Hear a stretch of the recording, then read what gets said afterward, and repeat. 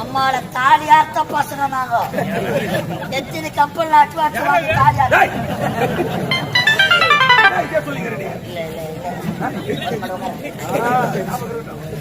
இந்த அடர்ந்த கானகத்தில அழகிய சிலை போல் காட்சி அளிக்கிறார். சுத்து வாயிடம்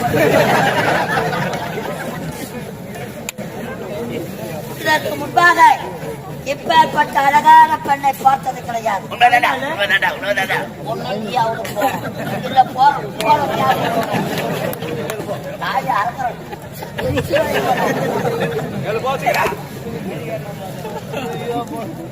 I love you.